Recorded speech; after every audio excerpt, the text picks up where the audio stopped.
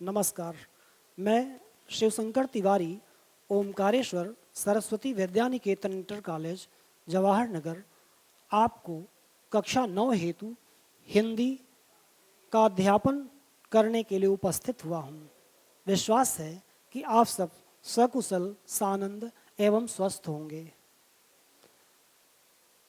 कक्षा 9 में आचार्य महावीर प्रसाद द्विवेदी द्वारा लिखित गुरु नानक देव आज का विषय है, अध्यापन का बिंदु है। गद्य को साहित्य का निष्कर्ष कहा जाता है और गद्य का भी निष्कर्ष निबंध को कहा जाता है। सर्वप्रथम हम लोग यह चर्चा करेंगे कि यह निबंध क्या होता है। निबंध हिंदी गद्य की एक विधा होता है। कक्षा 9 के छात्रों के लिए यह विधा शब्द बिल्कुल नवीन सा है, शायद इससे परिचित नहीं होंगे, लेकिन पूर्व की कक्षाओं में आपने कुछ कहानी पढ़ी होंगी, नाटक पढ़े होंगे, एकांकी पढ़ी होंगी और निबंध भी पढ़े होंगे। बच्चों, यह विधा है। विधा का तात्पर्य हिंदी गद्य का स्वरूप, वो किस स्वरूप में लिखा गया है, तरीका क्या है। तो यह हिंदी गद्य की विधाएं हैं, जिसके अंतर्गत एक विधा होती है निबंध। आइए अब हम लोग निबंध के बारे में जानते हैं। निबंध एक ऐसी गद्य रचना होती है जिसके अंतर्गत विचारों का प्रतिपादन बड़ी ही स्पष्टता, सजगता और आत्मीयता के साथ किया जाता है। गद्य को साहित्य का निष्कर्ष कहा जाता है और गद्य के अंतर्गत निबंध को श्रेष्ठ बताया गया है, निष्कर्ष कहा जाता है। किसी विषय की तार्किक और बौद्धिक विवेचना है निबंध। जैसा कि हम कह रहे हैं कि यह एक गद्य की कसौटी है, इसका नाम ही है निबंध।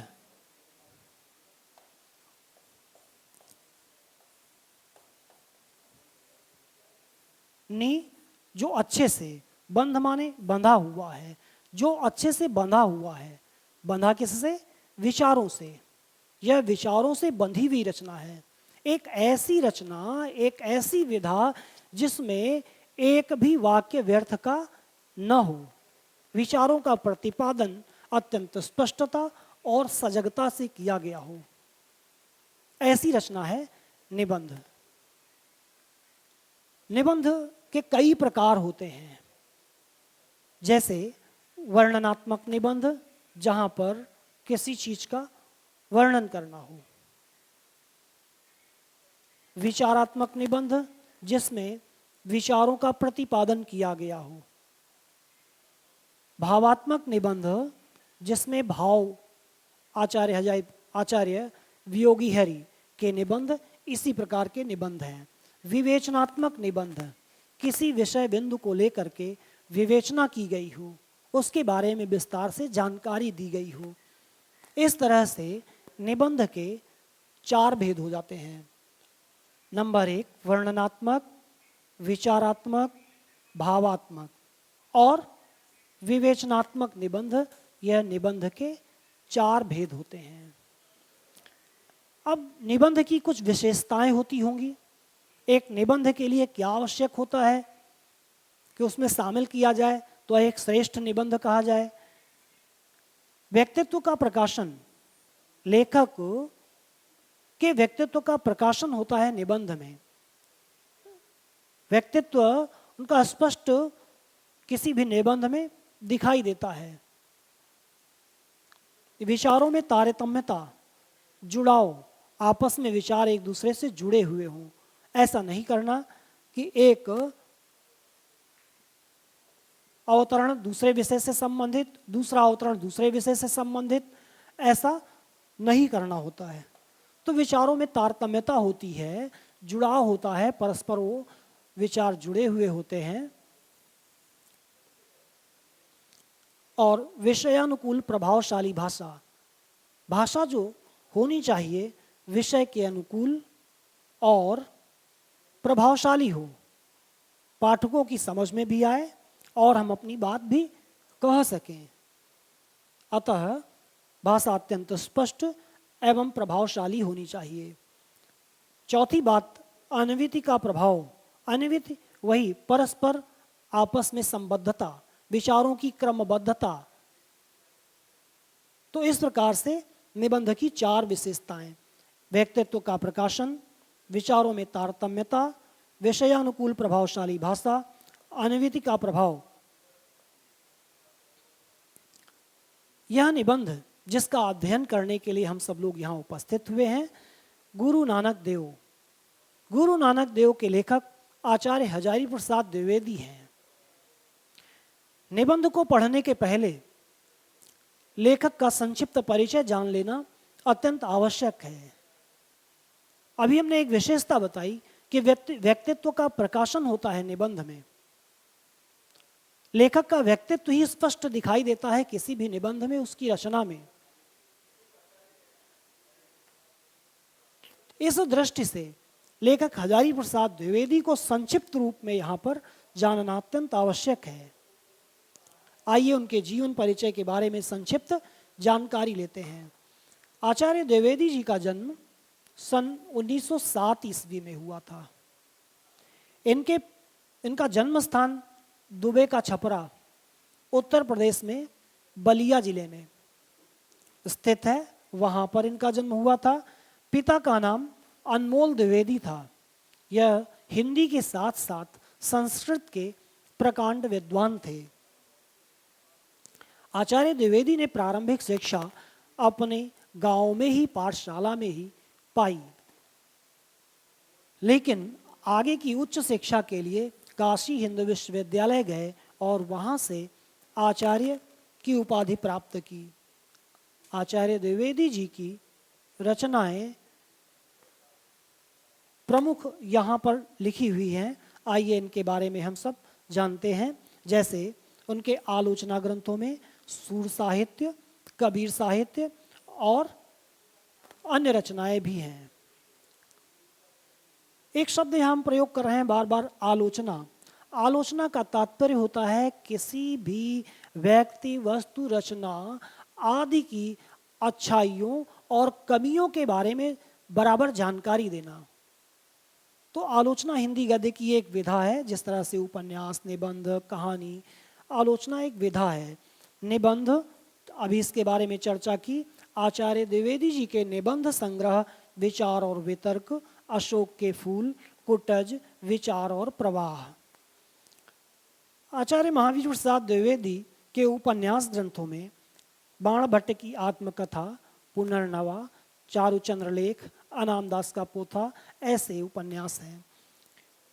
आचार्य द्विवेदी जी की भाषा संस्कृतनिष्ठ हिंदी खड़ी बोली है, जिसमें वह यथास्थान अंग्रेजी, उर्दू या अन्य भाषाओं के शब्दों का भी प्रयोग करते चलते हैं।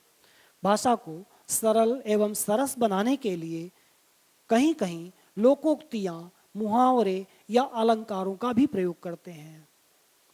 आचार्य द्विवेदी जी अपने उपन्यासों में संस्कृतनिष्ठ खड़ी बोली का प्रयोग करते हैं, जिसके अंतर्गत वह प्राचीन संदर्भों को, प्रायः कालिदास के साहित्य से लेकर के, महाकवि कालिदास का नाम आपने सुना होगा, तो उनके साहित्य से प्राचीन संदर्भों को लेकर के नवीन परिस्थितियों में बड़े मनोवैज्ञानिक तरीके से प्रस्तुत करते हुए दिखाई देते हैं। तो इनकी भाषा अत्यंत सरल है, लेकिन संस्कृत निष्ठ होने पर वह कभी कभी थोड़ा सा कठिन हो जाती है। इनकी शैली अभी हमने चर्चा की, सरल एवं सरस बनाने के लिए मुहावरों का भी प्रयोग करते चलते हैं। आचार्य द्विवेदी जी की मृत्यु 19 मई सन 1879 में हुई थी। यह रहा आचार्य द्विवेदी जी का संक्षिप्त जीवन वृत्त। आइए अब हम लोग गुरु नानक देव निबंध के बारे में चर्चा करते हैं। गुरु नानक देव निबंध जो अपने पाठ्यक्रम में कक्षा 9 के पाठ्यक्रम में सम्मिलित है, आइए उसका मूल भाव यहाँ पर हम सब संक्षिप्त में देखते हैं। यह एक विवेचनात्मक एवं संस्मरणात्मक निबंध है। विवेचनात्मक का तात्पर्य गुरु नानक देव जी के व्यक्तित्व का प्रस्तुतिकरण करते हुए, व्यक्तित्व से परिचय कराते हुए उनकी जीवन दृष्टि, उनकी उपयोगिता आदि का वर्तमान संदर्भ में बड़ा ही अच्छा प्रस्तुतिकरण किया है। विवेचन का तात्पर्य होता है पूरी तरह से उसका विश्लेषण करना, पूरा विवेचन प्रस्तुत करना। संस्मरण का तात्पर्य होता है स्मृति, स्मृति के सहारे। तो यह एक विवेचनात्मक व संस्मरणात्मक निबंध है जिसके अंतर्गत नानक देव के जीवन, उनके चिंतन, आदर्श आचरण, सामाजिक कार्यों की झलक प्रस्तुत की है।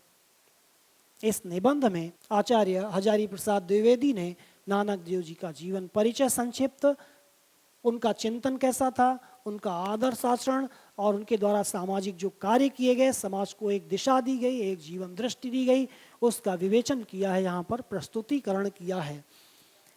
गुरु नानक देव के आदर्श आचरण के अनुकरण की प्रेरणा दी है। उन्होंने यह कहा, नवो नवो भवति जायमानः, वह हमारे मस्तिष्क में, हमारे हृदयों में हर क्षण जन्म ले लेकर के पुनः नए नए हो रहे हैं। उनका जन्म, उनका अवतरण प्रतिक्षण हमारे हृदयों में हो रहा है, ऐसा कहा है और उनके आदर्शों पर चलने की प्रेरणा दी है। मानवतावादी जीवन मूल्यों की अवस्थापना, जो मानवतावादी जीवन मूल्य हैं, जो उच्च जीवन मूल्य हैं, उनकी स्थापना का प्रयास किया है इस निबंध में। और गुरु के प्रति श्रद्धा भाव का जागरण, हमारे यहाँ ऐसा कहा गया है, गुरु गोविंद दो खड़े काके लागू पाए, बलिहारी गुरु आपने गोविंद दियो बताए। गुरु को श्रेष्ठ बताया गया है ना। तो गुरु के प्रति श्रद्धा भाव का जागरण इस निबंध में करने का प्रयास किया है आचार्य द्विवेदी जी ने। महावीर प्रसाद आचार्य हजारी प्रसाद द्विवेदी जी ने गुरु नानक देव के आविर्भाव के प्रकटीकरण के बारे में बताते हुए कहा कि इनका अवतरण कार्तिक पूर्णिमा को हुआ था। कार्तिक मास की पूर्णिमा, जबकि चंद्रमा षोडश कलाओं से युक्त होता है। प्रकृति अपने पूर्ण वैभव पर होती है। नदियां मृद मंथर गति से गतिशील हो रही होती हैं। पशु पक्षियों सब में एक विशेष आनंद दिखाई दे रहा होता है। ऐसे में पूर्ण चंद्र की तरह आचार्य महावीर प्रसाद द्विवेदी ने बताया कि गुरु नानक देव का आविर्भाव हुआ।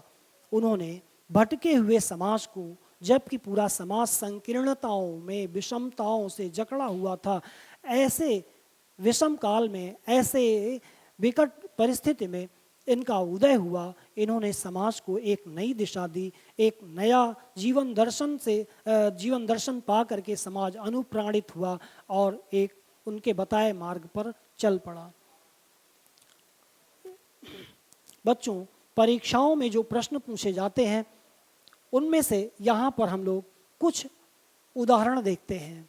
प्रायः निबंध से एक गद्यांश और गद्यांश पर आधारित कुछ प्रश्नोत्तर। उदाहरण स्वरूप यहाँ पर हमने एक उदाहरण लिया हुआ है इसी पाठ का, गुरु नानक देव पाठ का एक गद्यांश यहाँ पर संकलित किया है, जिसके आधार पर नमूने के प्रश्नोत्तर शामिल किए हैं। तो आइए हम लोग एक गद्यांश पढ़ते हैं। विचार और आचार की दुनिया में इतनी बड़ी क्रांति ले आने वाला यह संत इतने मधुर, इतने स्निग्ध, इतने मोहक वचनों को बोलने वाला है। किसी का दिल दुखाए बिना, किसी पर आघात किए बिना, कुसंस्कारों को छिन्न करने की शक्ति रखने वाला, नई संजीवनी से प्राणी मात्र को उल्लसित करने वाला यह संत मध्यकाल की ज्योतिष्क मंडली में अपनी निराली शोभा से शरद पूर्णिमा के पूर्ण चंद की तरह ज्योतिमान है। आज उसकी याद आए बिना नहीं रह सकती। शायद आज कार्तिकी पूर्णिमा का दिन है, इसीलिए आचार्य हजारी प्रसाद द्विवेदी कह रहे हैं कि आज उनकी याद आए बिना नहीं रह सकती है। आइए इसको हम समझते हैं एक बार।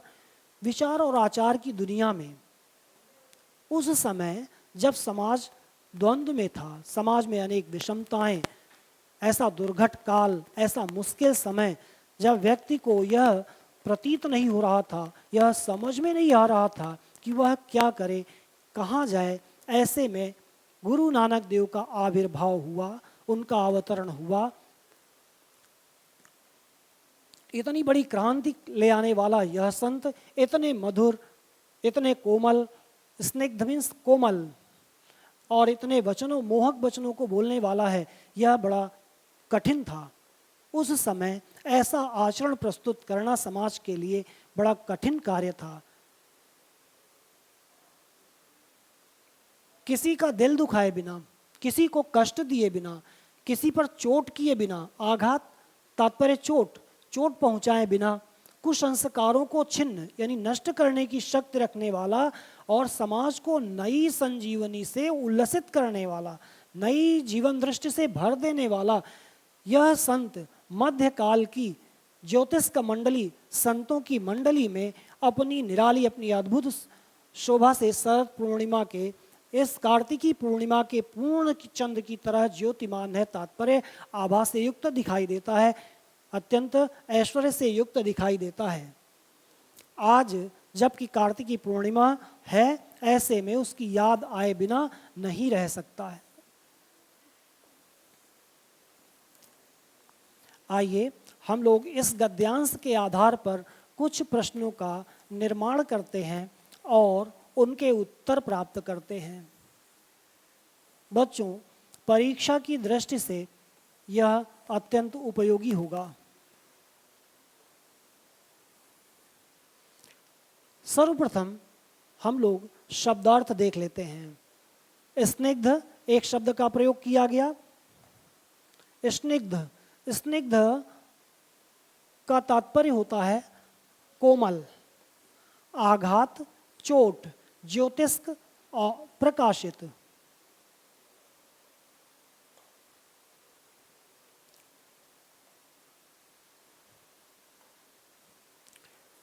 गद्यांश पर आधारित कुछ प्रश्न नमूने के लिए यहाँ पर सम्मिलित किए गए हैं।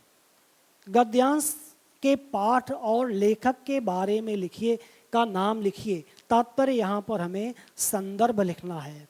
इस गद्यांश का संदर्भ लिखिए। पिछली कक्षाओं में निश्चय ही सबने संदर्भ लिखा होगा। क्या संदर्भ होगा इसका? प्रस्तुत गद्यांश या प्रस्तुत पंक्तियाँ हमारी पाठ्य पुस्तक हिंदी के गद्य खंड के गुरु नानक देव नामक पाठ से ली गई हैं। बच्चों, एक काम यहाँ पर करना होगा। जैसे हम लोग लिखते हैं प्रस्तुत पंक्तियाँ, प्रस्तुत पंक्तियाँ हमारी पाठ्य पुस्तक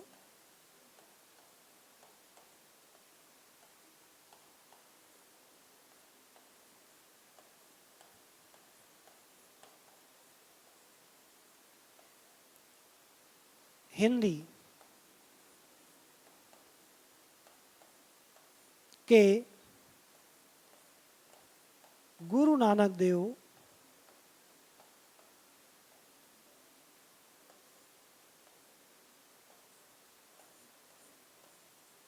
नामक पाठ से ली गई हैं।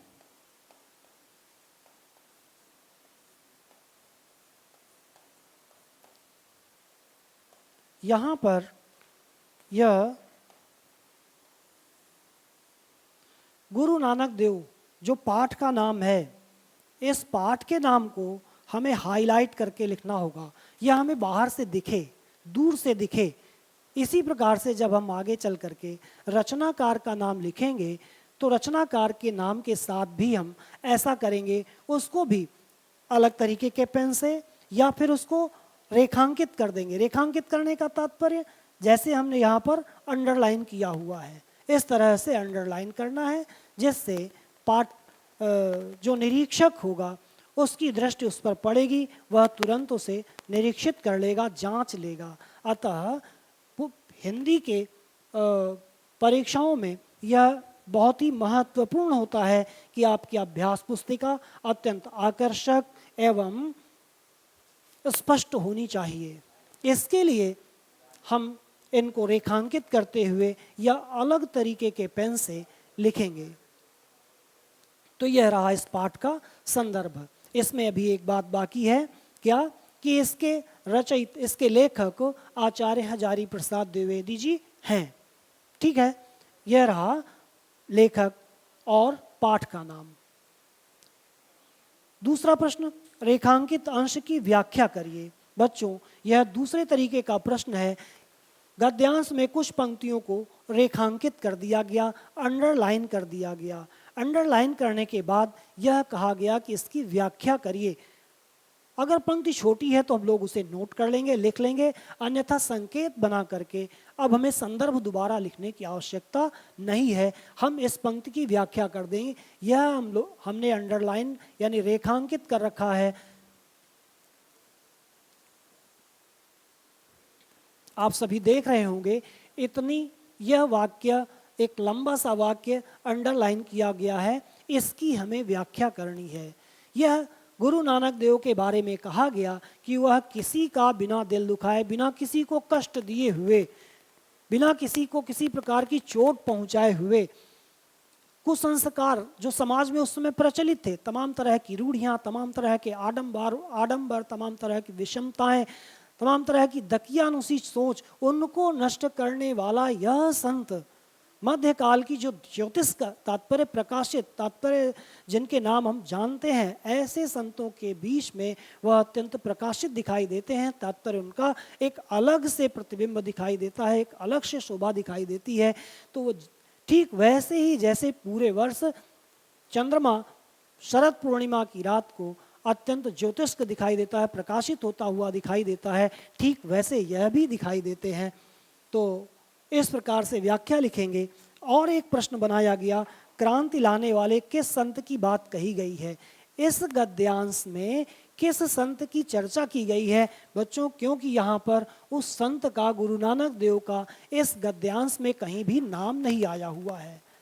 ऐसे में जब तक हम पाठ को ठीक से पढ़ेंगे नहीं, उसको कई बार दोहराएंगे नहीं, तब हम बता नहीं पाएंगे कि आखिर यहाँ पर किस संत की बात कही जा रही है, कौन सी ज्योतिष मंडली थी है। तो इस पाठ को हमें कई बार पढ़ना होगा, तब जाकर के हम बता पाएंगे कि यह बात गुरु नानक देव के बारे में कही गई है, गुरु नानक के बारे में यहाँ पर चर्चा की गई है। आइए इसी के आधार पर कुछ अन्य व्याकरण संबंधी प्रश्नों का निर्माण करते हैं और उनके बारे में भी चर्चा करते हैं। पाठ को ठीक से पढ़ना और पढ़ करके ऐसे कठिन प्रसंगों को, संदर्भों को चिन्हित करना और उन्हें अपने अध्यापक से निराकरण करना, यह अत्यंत आवश्यक है। उनके बारे में बार बार पढ़ना, जानकारी प्राप्त करना, इसी से बात बन सकती है। आइए व्याकरण संबंधी एवं भाषा संबंधी प्रश्नों के बारे में चर्चा करते हैं। जैसे इस प्रकार के भी प्रश्न पूछे जा सकते हैं, जैसे निम्नलिखित शब्दों का विच्छेद करते हुए संधि का नाम लिखिए। इस शब्द का हमें कुलाभिमान शब्द का विच्छेद करना है, सभी को पता होगा, कुल धन अभिमान, इसका विच्छेद हुआ और कहा गया संधि का नाम भी लिखिए। बच्चों यहाँ पर ह्रस्व आ ला के साथ आया हुआ है और यहाँ पर ह्रस्व आ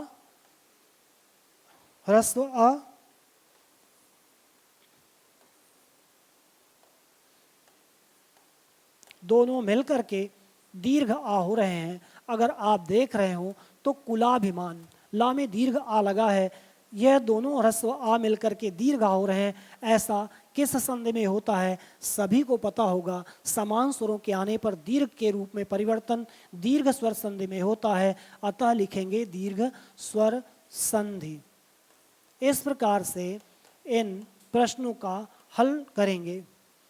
दूसरा है लोकोत्तर, लोक धन उत्तर, लोक धन उत्तर, सबको पता होगा आ के बाद उ आया है, परिवर्तन ओ के रूप में हो रहा है, ऐसे में इसमें गुण स्वर संधि होगी।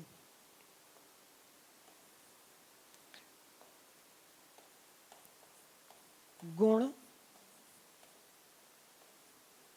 स्वर संधि होगी इसमें। फिर आगे समास विग्रह करते हुए समास का नाम लिखिए। महापुरुष, महान है जो पुरुष, विग्रह इसका होगा महान है जो पुरुष। पहला पद दूसरे पद की विशेषता बता रहा है, कर्मधारय समास होगा। इसी प्रकार से ज्योतिपुंज, ज्योति का पुंज, ज्योति का पुंज षष्ठी विभक्ति के परसर्ग का प्रयोग किया गया है, अतः इसमें षष्ठी तत्पुरुष होगा या संबंध तत्पुरुष भी कह सकते हैं। तीसरा प्रश्न लिया गया, उपसर्ग पृथक करके लिखिए। इनमें उपसर्ग प्रयोग किए गए हैं। इसमें प्रति, सबको पता होगा कि उपसर्ग शब्द के पूर्व में प्रारंभ में प्रयोग किए जाते हैं। संजीवनी बच्चों इसमें समुपसर्ग है, लेकिन विसर्ग माँ का परिवर्तन अनुस्वार के रूप में होकर के ये, चूंकि इसके बाद जीवनी शब्द आ रहा है, जीवनी शब्द आ रहा है, जब व्यंजन शब्द के पहले माँ आ रहा होता है तो माँ का अनुस्वार हो जाता है, तो इसमें सम उपसर्ग है। इसी प्रकार से प्रत्यय अलग करिए तो अप्रत्यय, इसमें स्वाभाविक में इक प्रत्यय। इस प्रकार के व्याकरण संबंधी प्रश्न भी आ सकते हैं, पूछे जा सकते हैं, अतः इनको भी हमें तैयार करके रखना है। पाठ पर आधारित अन्य प्रश्नोत्तर भी पूछे जा सकते हैं, जैसे आचार्य महावीर प्रसाद द्विवेदी का संक्षिप्त जीवन परिचय लिखते हुए उनके साहित्यिक योगदान को स्पष्ट करिए, या फिर गुरु नानक देव पाठ के उद्देश्य पर संक्षिप्त में प्रकाश डालिए। तो निश्चय ही यह उदाहरण स्वरूप जो एक गद्यांश या व्याकरण संबंधी प्रश्न समझाए गए, बताए गए, निश्चय ही आप सबके लिए उपयोगी सिद्ध होंगे। बच्चों, अभ्यासेन विद्या वर्धते, अभ्यास से विद्या बढ़ती है। जब हम किसी बात का बार बार अभ्यास करेंगे तो निश्चय ही उसमें हम पारंगत हो जाएंगे, कुशल हो जाएंगे, किसी भी प्रश्न का उत्तर देने में समर्थ होंगे। धन्यवाद।